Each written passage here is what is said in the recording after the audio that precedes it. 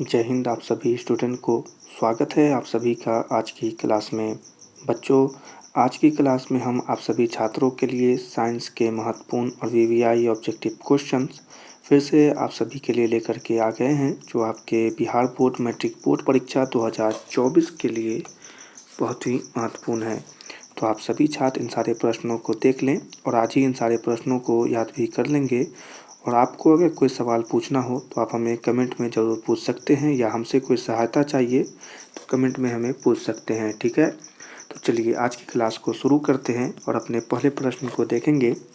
प्रश्न है, शुष्क बर्फ का रासायनिक सूत्र क्या है। ठीक है, छोटा सा प्रश्न है पर महत्वपूर्ण है। 2023 में भी यह प्रश्न पूछा गया है। प्रश्न पूछ रहा है कि शुष्क बर्फ का रासायनिक सूत्र क्या है। तो इस प्रश्न का सीधा आंसर हो जाएगा CO2, यानी बी हमारा सही आंसर हो जाएगा। देख लें, CO2 सही आंसर होगा। ठीक है, याद रखिएगा। अगले प्रश्न को देखेंगे। अम्ल के जलीय विलयन में निम्नलिखित में से कौन उत्पन्न होता है। क्या पूछ रहा है आपसे, कौन उत्पन्न होता है। ठीक है, इन सब बातों पर ध्यान देंगे तो आपको प्रश्न बनाने में आसानी होगी। और वैसे भी आपके लिए समय बहुत कम रह गया है, तो आपसे जहाँ तक हो इन सारे प्रश्नों को बस रटते चले जाएं, ज़्यादा फायदा होगा। ठीक है, प्रश्न पूछ रहा है, अम्ल के जलीय विलयन में निम्नलिखित में से कौन उत्पन्न होता है। ठीक है, तो इस प्रश्न का आंसर हो जाएगा H+ आयन। ठीक है, यानी बी यहाँ पर सही आंसर हो जाएगा, H+ आयन। ठीक है, याद रखिएगा। अगले प्रश्न को देखेंगे सभी बच्चे। प्रश्न है, निम्नांकित में कौन सबसे सबल अम्ल है। क्या है क्वेश्चन, निम्नांकित में कौन सबसे प्रबल अम्ल है। ठीक है, या सबल अम्ल है। तो इस प्रश्न का आंसर हो जाएगा HI। ठीक है, यानी HI। ठीक है, यानी डी यहाँ पर सही आंसर हो जाएगा। ठीक है, याद रखिएगा। अगले प्रश्न को देखेंगे सभी बच्चे।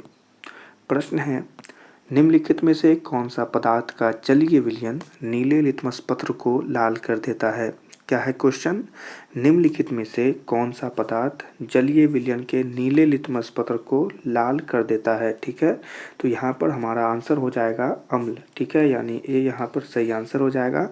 अम्ल नीले लिटमस पत्र को लाल कर देता है। ठीक है, याद रखिएगा, अम्ल होगा इसका आंसर। ठीक है, अगले प्रश्न को देखेंगे जो कि बहुत ही महत्वपूर्ण जिप्सम का रासायनिक सूत्र है। और यह प्रश्न कई बार पूछता है, यानी यह एक वीवीआई प्रश्न है। तो आप इस प्रश्न को हमारे माने तो अभी ही याद कर लें इसका सूत्र। ठीक है, तो जिप्सम का रासायनिक सूत्र क्या होता है, तो वो होता है CaSO4 × 2H2O। ठीक है, यानी डी यहाँ पर सही आंसर होगा। आप याद रखेंगे CaSO4 × 2H2O। ठीक है, याद रखिएगा। अगले प्रश्न को देखेंगे। ठीक है, चलिए अगले प्रश्न को देखेंगे। किस पीएच मान वाला विलयन सबसे अधिक क्षारकीय होगा। ठीक है, प्रश्न क्वेश्चन क्या है, किस पीएच मान वाला विलयन सबसे अधिक क्षारकीय यानी क्षारीय होगा। तो इस प्रश्न का आंसर हो जाएगा pH = 11। ठीक है, यानी सी यहाँ पर सही आंसर होगा। ठीक है ना, pH = 11। ठीक है ना, याद रखिएगा। अगले प्रश्न को देखेंगे। निम्नांकित में संश्लेषित सूचक है। क्या बोल रहा है, निम्नलिखित में से संश्लेषित सूचक है। तो इस प्रश्न का आंसर हो जाएगा मैथिल ऑरेंज। ठीक है, यानी सी यहाँ पर सही आंसर होगा। ठीक है ना, याद रखिएगा, मैथिल ऑरेंज संश्लेषित सूचक होता है। अगले प्रश्न को देखेंगे। निम्नांकित में कौन ग्लोबर लवण का सूत्र है। क्या पूछ रहा है आपसे क्वेश्चन, निम्नांकित में कौन ग्लोबर लवण का सूत्र है। तो इस प्रश्न का आंसर बताइएगा, क्या होगा, Na2SO4.2H2O। ठीक है, यानी डी यहाँ पर सही आंसर होगा। ठीक है ना, याद रखिएगा, Na2SO4.2H2O इसका आंसर होगा। अगले प्रश्न को देखेंगे। चूना जल का रासायनिक नाम क्या होता है। क्या है क्वेश्चन, चूना जल का रासायनिक नाम क्या होता है। तो उसे हम कहते हैं कैल्शियम हाइड्रोक्साइड। ठीक है, यानी बी यहाँ पर सही आंसर होगा, कैल्शियम हाइड्रोक्साइड। याद रखिएगा, चूना जल का रासायनिक नाम कैल्शियम हाइड्रोक्साइड होता है। ठीक है ना, चलिए अगले प्रश्न को देखेंगे। प्रश्न पढ़े और आंसर दे सभी बच्चे। क्या है प्रश्न पूछ रहा है आपसे कि निम्नलिखित में से कौन अधातु है। ठीक है, धातु और अधातु के बारे में आपने पढ़ा होगा, तो वही प्रश्न है कि निम्नलिखित में से कौन अधातु है। तो इस प्रश्न का आंसर हो जाएगा कि कार्बन अधातु है, यानी कि ए हमारा सही आंसर होगा। ठीक है ना, याद रखिएगा, कार्बन अधातु है। आपसे प्रश्न पूछेगा तो एकदम सही आंसर करके आइएगा। प्रश्न है, अगले प्रश्न को देखेंगे, निम्न में से कौन सा उपधातु है। ठीक है, क्वेश्चन फिर से समझे, निम्न में से कौन सा उपधातु है। तो इस प्रश्न का आंसर हो जाएगा कैल्शियम। ठीक है ना, Ca हो जाएगा। अभी यहाँ पर सही आंसर हो जाएगा कैल्शियम हो जाएगा उपधातु। ठीक है ना, याद रखिएगा।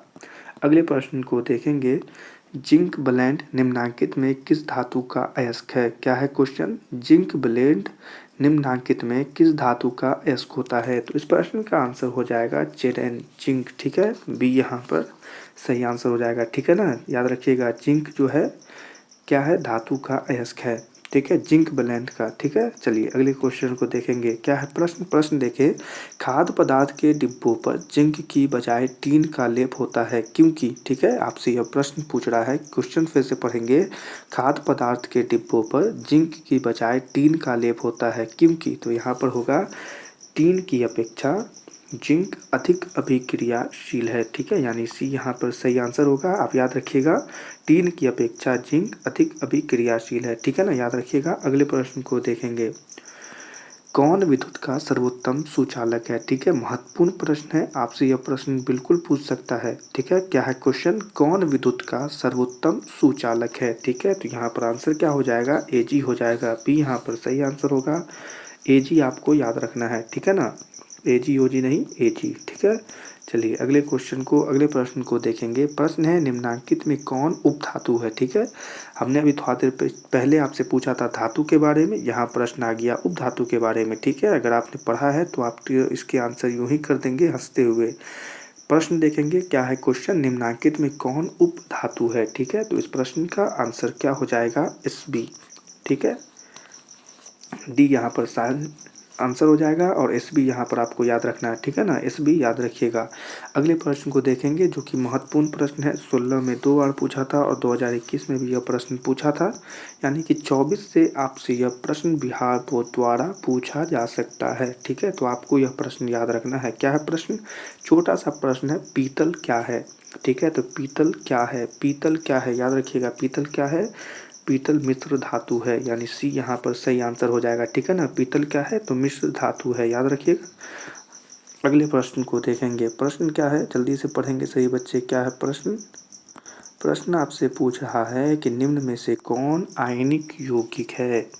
ठीक है, प्रश्न क्या पूछ रहा है, निम्न में से कौन आयनिक यौगिक है। तो यहाँ पर प्रश्न का आंसर हो जाएगा CaCl2। ठीक है, यानी सी यहाँ पर सही आंसर होगा। ठीक है ना, क्या होगा उत्तर, CaCl2। ठीक है ना, याद रखिएगा। अगले प्रश्न को देखेंगे, निम्न में से कौन सा पदार्थ ऑक्सीजन से संयोग नहीं करता है। ठीक है, क्या है क्वेश्चन, निम्न में से कौन सा पदार्थ ऑक्सीजन से संयोग नहीं करता है। तो इस प्रश्न का आंसर क्या हो जाएगा, गोल्ड हो जाएगा। ठीक है, बी यहाँ पर आंसर हो जाएगा। ठीक है ना, तो देखते हैं, सोना भी कभी भी हवा के साथ रिएक्शन नहीं करता है। ठीक है, तो बी यहाँ पर सही आंसर हो जाएगा। ठीक है ना, अगले प्रश्न को देखेंगे, शुद्ध सोना को व्यक्त किया जाता है। शुद्ध सोना को किसमें व्यक्त किया जाता है, तो उसे कहते हैं 24 कैरेट। ठीक है ना, बी यहाँ पर सही आंसर हो जाएगा। शुद्ध सोना को 24 कैरेट में व्यक्त करते हैं। ठीक है ना, याद रखिएगा।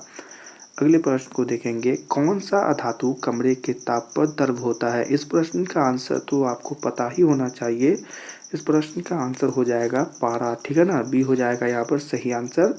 पारा जो है वह कमरे के ताप पर द्रव की अवस्था में उपस्थित होता है। ठीक है ना, याद रखिएगा, पारा हो जाएगा इसका आंसर। अगले प्रश्न को देखेंगे, सीसा और टीन की मिश्र धातु को क्या कहते हैं। ठीक है ना, प्रश्न है, सीसा और टीन की मिश्र धातु को क्या कहते हैं। तो उसे कहते हैं हम सोल्डर। ठीक है, क्या कहते हैं उसे, सोल्डर कहेंगे। ठीक है ना, क्या है, सोल्डर कहेंगे। तो ये यहाँ पर सही आंसर हो जाएगा। ठीक है ना, याद रखिएगा, मिश्र धातु को क्या कहते हैं, तो सोल्डर कहते हैं। ठीक है ना, 1 मिनट रुक जाइएगा, थोड़ा पीछे वाले क्वेश्चन में हमें लग रहा है कि उसका आंसर ए होगा। ठीक है ना, तो आप थोड़ा पीछे करके देख लीजिएगा। अभी हम आगे बढ़ जाते हैं।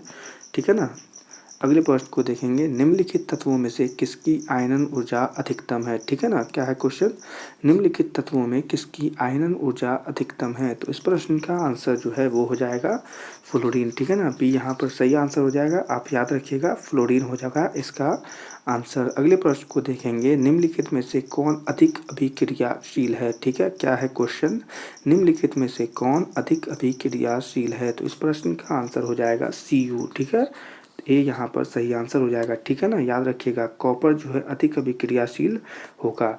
अगले प्रश्न को देखेंगे और यह हमारा अंतिम प्रश्न भी हो जाएगा, निम्न में से कौन अधातु है। ठीक है, महत्वपूर्ण प्रश्न है, क्या है क्वेश्चन, निम्न में से कौन अधातु है। तो इस प्रश्न का आंसर हो जाएगा कार्बन। ठीक है, सी हो जाएगा, आंसर होगा यहाँ पर बी और यहाँ पर आंसर हो जाएगा कार्बन जो है वो क्या है, अधातु है। ठीक है ना, याद रखिएगा।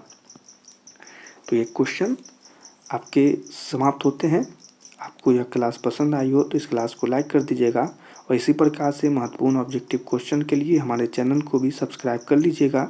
आज की क्लास कैसी लगी कमेंट में हमें ज़रूर बताइएगा। हम अभी सभी साथियों से मिलेंगे अगली क्लास में, तब तक के लिए आप सभी छात्रों को जय हिंद।